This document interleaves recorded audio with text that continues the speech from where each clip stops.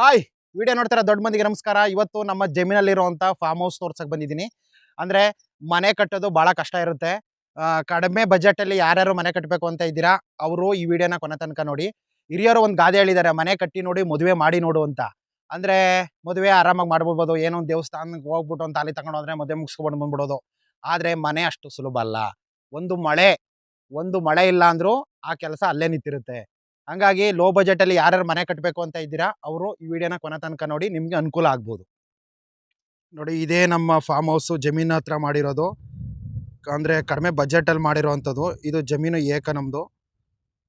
ಸುಮಾರು ಒಂದು 2 ಎಕರೆ ಮೇಲಿದೆ ಅದು ಜಮೀನು. ನೋಡಿ, ಹಿಂಗೆ ಯಾರಿಗಾರು ದಾರಿಲಿ ಹೋಗೋರಿಗೆ ಇಲ್ಲ ಎಮ್ಮೆ ದನ ಕಟ್ಟಾಕೊಳ್ಳೋಕ್ಕೆ ಮರಗಳನ್ನು ನಟ್ಟಿದ್ದೀನಿ. ಏನಪ್ಪ ಇದು ಸಿಂಗಾಪುರ ಚೆರ್ರಿ ಅಂತಾರೆ, ಕನ್ನಡದಲ್ಲಿ ಗಸಗಸೆ ಗಿಡ ಅಂತಾರೆ, 2 ಇದೆ. ಇದನ್ನು ನಮ್ಮ ಭರ್ಜರಿ ಬ್ಯಾಚುಲರ್ ಅನನ್ಯ, ನಮ್ಮ ಪಾರ್ಟ್ನರ್ ಅನನ್ಯ ಇದ್ರಲ್ಲ, ಅವ್ರು ನಟ್ಟಿದ ಗಿಡ ನೋಡಿ. 1 ವರ್ಷಕ್ಕೆ ಎಷ್ಟು ದೊಡ್ಡದಾಗಿದೆ. ಇದು ನಾವು 1 ವರ್ಷ ಬೇಗ ನಟ್ಟಿದ್ದು. ಬನ್ನಿ ಫಾರ್ಮ್ ಹೌಸ್ ಹತ್ರ ಹೋಗೋಣ. ಇಲ್ಲಿ ಈಗ ಒಂದು 6 ತಿಂಗಳಲ್ಲಿ ಕಳ್ತನ ಆಗಿತ್ತು, ಹಂಗಾಗಿ CC ಕ್ಯಾಮ್ರಾ ಇಟ್ಟಿದ್ದೀನಿ. ನೋಡಿ, ಈಗ ಸೌಂಡ್ ಮಾಡುತ್ತೆ. ಸೌಂಡ್ ಮಾಡ್ತು. ನೀವು ಕೂಡ ನಿಮ್ಮ ಜಮೀನು ಅಥವಾ ಮನೆ ಹತ್ರ ಈ ಥರ CC ಕ್ಯಾಮ್ರಾ ಬಳಸ್ಕೊಳ್ಳಿ. ನಾನು ಇದಕ್ಕೆ ಕೊಟ್ಟಿದ್ದು 8,500-9 ಸಾವಿರ, ಚಿಪ್ಪು ಮತ್ತು ಸಿಮ್ ಎಲ್ಲ ಸೇರಿ. ನೀವು ಕೂಡ ಉಪಯೋಗಿಸ್ಕೋಬೋದು. ನಾವು ಹೋಗೋ ಗಂಟ್ಲು ಇದೇ ರೀತಿ ಹೊಡಿತಾ ಇರುತ್ತೆ. ನೋಡಿ, ಇದು ಮುಂದ್ಗಡೆ ಪಾರ್ಕಿಂಗ್ ಜಾಗ. ಇದು ಗೇಟ್ ಮಾಡಿಸಿಲ್ಲ, ಮಾಡಿಸ್ಬೇಕು. ಬೈಕು ಇಲ್ಲ ಕೂತ್ಕೊಂಡು ಮಾತಾಡೋಕ್ಕೆ, ಊಟ ಮಾಡೋಕ್ಕೆ ಚೆನ್ನಾಗಿದೆ. ಒಳ್ಳೆ ನೇಚರು. ಇಲ್ಲೇ ನೋಡಿ, ಯಶೋದಮ್ಮ ರಾಮೇಗೌಡ ನಿಲಯ, ನಮ್ಮ ಅಪ್ಪ ಅಮ್ಮ. ಓಪನ್ ಮಾಡೋಣ ಈಗ.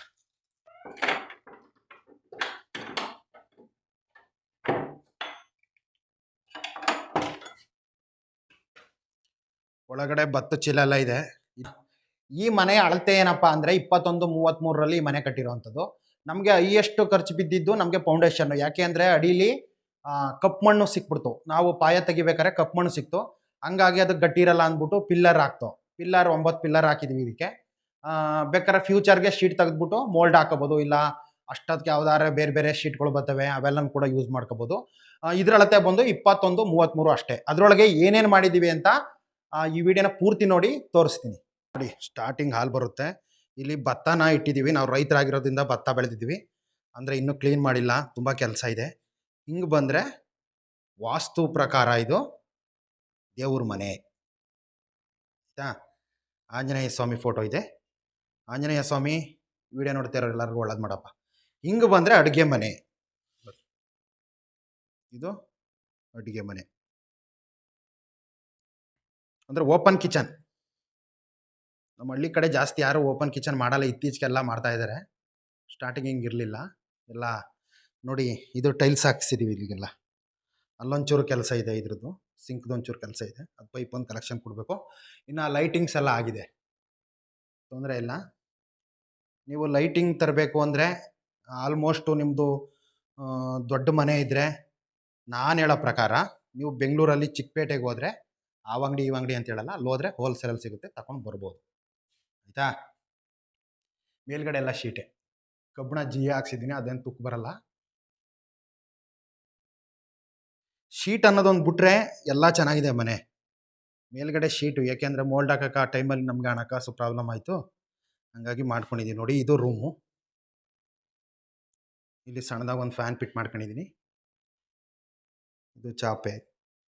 ನಾನು ಬಂದಾಗ ರೆಸ್ಟ್ ಮಾಡ್ತೀನಿ ಇಲ್ಲಿ ಮಲ್ಕೊಂಡು ಆರಾಮಾಗೆ. ಲೈಟಿಂಗ್ಸ್ ಎಲ್ಲ ಆಗಿದೆ. ಇದು ರೂಮು. ರೂಮಿಂದ ಹೊರಗಡೆ ಬಂದರೆ ಇಲ್ಲಿ ಒಂದು ಚಿಕ್ಕ ರೂಮ್ ಕಾಣುತ್ತೆ.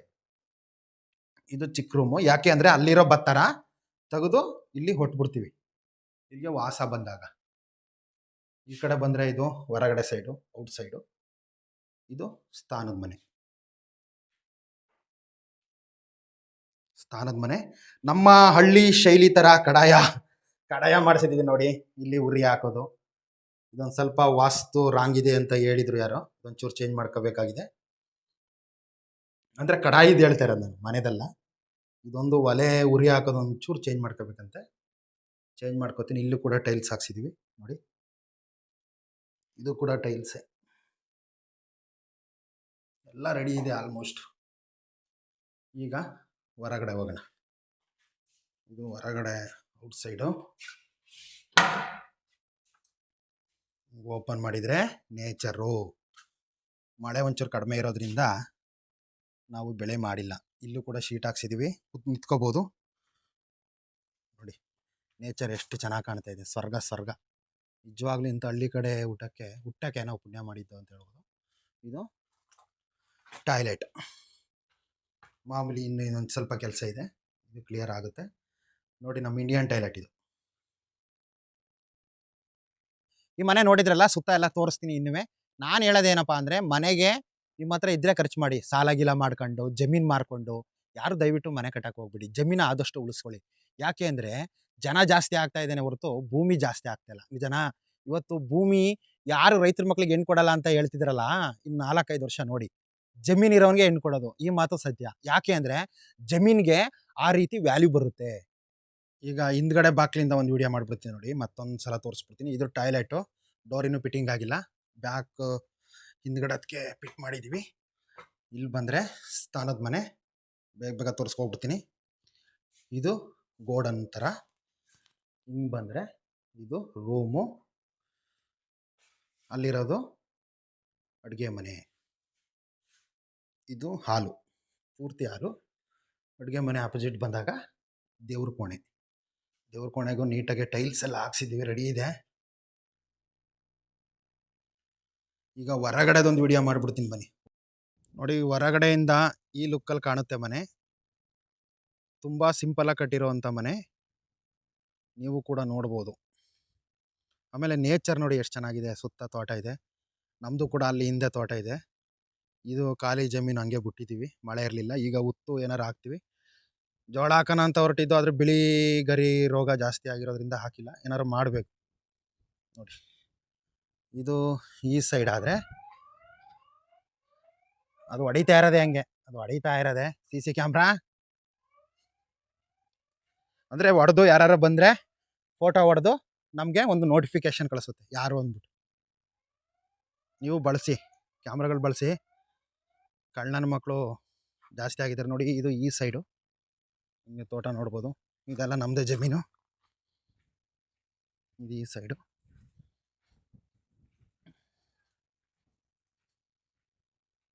ಇಲ್ಲಿ ಮಾಮೂಲಿ ನಾವು ವಾಸ ಬಂದಾಗ ಎಮ್ಮೆ ದನ ಕಟ್ಟ ಹಾಕೊಳ್ಳೋಕ್ಕೋಸ್ಕರ ಇಲ್ಲಿ ಇನ್ನೂ ರೆಡಿ ಮಾಡಿಲ್ಲ. ಇಷ್ಟು ಬಿಟ್ಟಿದ್ದೀವಿ, ಇಷ್ಟು ಸೀಟ್ ಹಾಕಿ ಬಿಟ್ಟಿದ್ದೀವಿ. ಓಕೆ, ಈ ವಿಡಿಯೋನ ಪೂರ್ತಿ ನೋಡಿದ್ದಕ್ಕೆ ಭಾಳ ಧನ್ಯವಾದಗಳು. ನೋಡಿ, ನಾನು ಹೇಳೋದೇನಪ್ಪ ಅಂದರೆ, ಈ ಮನೆಗೆ ಖರ್ಚಾಗಿರೋದು ನನಗೆ ಫೌಂಡೇಶನ್ಗೆ ಜಾಸ್ತಿ ಬೀಳ್ತು. ಒಂದು 3 ಲಕ್ಷದ ಹತ್ರ ಫೌಂಡೇಶನ್, ಹತ್ತತ್ರ ಎಲ್ಲ 3 ಲಕ್ಷದ ಮೇಲೆ ಹೋಗಿದೆ. ಅಷ್ಟು ಫೌಂಡೇಶನ್ ಬೀಳ್ತು. ಯಾಕೆ ಅಂದರೆ ಅಡಿಲಿ ಕಪ್ಪು ಮಣ್ಣು ಸಿಕ್ತು, ಕ್ರಾಕ್ ಬರುತ್ತೆ ಗೋಡೆ ಅಂದ್ಬಿಟ್ಟು ನಾವು ಪಿಲ್ಲರ್ ಹಾಕ್ಬೇಕಾಗೋ ಸಂದರ್ಭ ಬಂತು. ಆಗ ಕಬ್ಬಣ ತುಂಬ ಕಾಸ್ಟ್ಲಿ ಇತ್ತು. ಎಷ್ಟಪ್ಪ ಅಂದರೆ ನಾನು ತಂದಾಗ 82 ರೂಪಾಯಿ ಏನೋ ಕಬ್ಬಣ ಇತ್ತು. ಇದು ತಂದಾಗ ನಾನು ಫೌಂಡೇಶನ್ ಹಾಕ್ಬಿಟ್ಟು 1 ವರ್ಷ ಕಳೆದ್ಮೇಲೆ ಕಟ್ಟಿರೋ ಮನೆ ಇದು. ಆಯಿತಾ? ನೀವು ಲೋ ಬಜೆಟಲ್ಲಿ ಯಾರು ಮನೆ ಕಟ್ಟಬೇಕು ಅಂತ ಇರೋರು ದಯವಿಟ್ಟು ಇದೇ ಥರ ಕಟ್ಕೊಳ್ಳಿ.